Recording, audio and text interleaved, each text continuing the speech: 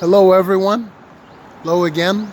It's quickly approaching 7 o'clock, but since we're in springtime, you can see the trees are starting to sprout, and it's pretty light for this time of the day, compared to when we were in the dead of winter. I'm just trying to keep positive. I'm trying to stay upbeat. The few people that I see, I try to always give them that old Al uplifting energy. How you doing? Like just we're really missing that right now. Facebook and YouTube, we just don't have that in the city. It's a very loud city, a very animated city, a city full of energy, and it's just not there. And I can't believe that I'm saying this, but it's definitely starting to affect me. It really does feel like it's a twilight zone, but I have a very strong character. I have a lot of spirit, so I know I'll overcome in God. But this coronavirus, it really is reshaped my thinking. I'm a 32BJ union member, and I don't always agree with what they say, but it's so true.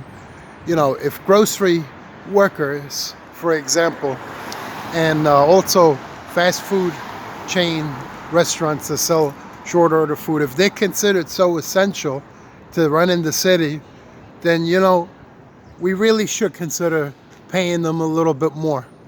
There's a lot of office workers, they could stay quarantined and they could do their work from the comfort of their home, and not begrudging them at all. And I'm happy that they're staying home, and I encourage people to quarantine, even though it does create this ominous, gloomy, dreary feeling of desolation, especially in, normally very high energy, high activity places like the Big Apple. And but I think it's really time for us to really take a second look at and really give a little bit more pay, a little bit of a more fair pay, because now because of the coronavirus, I echo my words, there's a lot of workers that the world is starting to see are essential, are crucial, are the lifeblood of what keeps a city going, like fast food workers and grocery workers, which I did for many years in the Bronx, in Modern and Art Avenue. So I know what it's like to be a grocery worker. And let me tell you something, a lot of people would want to rip their lungs off of their chests if they did a job like that. It's not easy, and I take my hat off to grocery workers. Anybody that works in a supermarket, cashier workers, meat workers, frozen.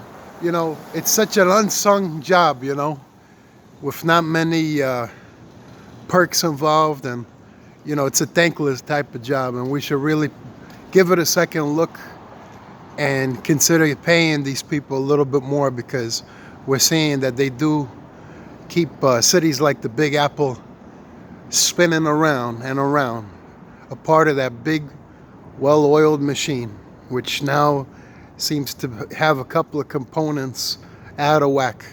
Anyhow, like I always say, throughout these very trying times, keep positive, keep the faiths alive, keep coronavirus free, and ciao.